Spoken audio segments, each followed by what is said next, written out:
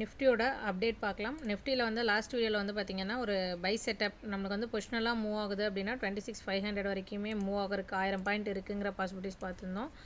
இப்போ அதே டைம் நான் போஸ்டிங்கில் வந்து பார்த்திங்கன்னா செப்டம்பர் 17th அந்த பை செட்டப் கொடுத்துருந்தேன், அதுக்கான வீடியோவும் கொடுத்துருந்தேன். அதுக்கப்புறம் வந்து பார்த்திங்க அப்படின்னா 19th வந்து நிஃப்டியோட செல் செட்டப்புமே நான் வந்து டெலகிராமில் இமீடியட்டாக அப்டேட் பண்ணியிருந்தேன். If you get confirmation can move for trade.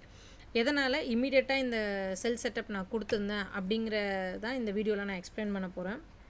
இப்போ இங்கே வந்து பார்த்திங்க அப்படின்னா நமக்கு வந்து ஸ்விங் அப்படின்னா இப்போ ரீசன்ட் ஸ்விங், இப்போ ப்ரீவியஸ் ஸ்விங்கை விட்டுருங்க, இப்போ ரீசன்ட் ஸ்விங் எடுத்துக்கிட்டிங்க அப்படின்னா ஹை அண்ட் லோ 26,700 to 24,400. நம்மளுக்கு இப்போ இங்கே வந்து பார்த்திங்கன்னா நம்ம எப்போது ஹார்மோனிக் வரையதாக இருந்தாலும் ஃபர்ஸ்ட் பேட்டர்ன் ஃபெயிலியர் ஆகும் போது அதுக்கு அடுத்து இருக்கக்கூடிய பேட்டர்ன் பார்ப்போம்.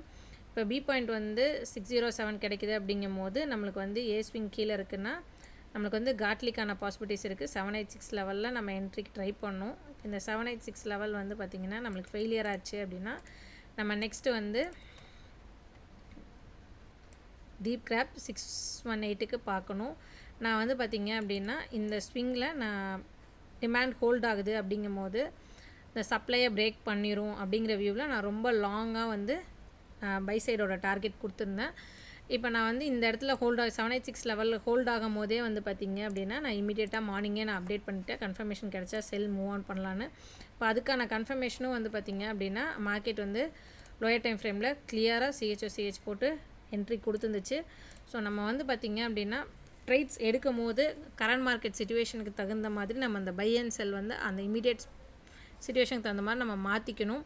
இப்போ நம்மளுக்கு வந்து காட்லி நல்லாவே ஒர்க் ஆகிருக்கு. இப்போ இது எது வரைக்கும் மூவ் ஆனதுக்கான பாசிபிலிட்டிஸ் இருக்குது அப்படின்னு பார்த்தீங்கன்னா 382 ஃபஸ்ட் டார்கெட் வந்து கம்ப்ளீட் ஆகிடுச்சு. செகண்ட் டார்கெட் 618, 24,750 ரேஞ்ச் வரைக்குமே மூவ் ஆன் ஆகிறதுக்கான பாசிபிலிட்டிஸ் இருக்குது.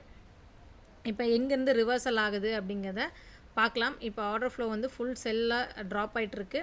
லோயர் டைம் ஃப்ரேம் கன்ஃபர்மேஷன் கிடச்சதுக்கப்புறம் ரிவர்சல் பை கிடச்சிச்சின்னா இந்த லோ பிரேக் ஆகாமல் மறுபடியும் இப்படி பிரேக் ஆச்சுன்னா நம்ம பார்த்த அந்த பை டார்கெட் 25,500 வரைக்குமே மூவ் ஆன் ஆகிறதுக்கான சான்சஸ் இருக்குது. இனி அப்கமிங் டேஸில் பார்த்து ட்ரேட் பண்ணுங்கள். நெக்ஸ்ட்டு செட்டப்பை கிளியராக ஃபுல் லென்த் வீடியோவில் கொடுக்குறேன். இப்போ இது நம்ம வந்து செல்லுக்கு கொடுத்துருந்த அப்டேட்டை தான் டிஸ்கஸ் பண்ணியிருக்கோம். நன்றி, வணக்கம்.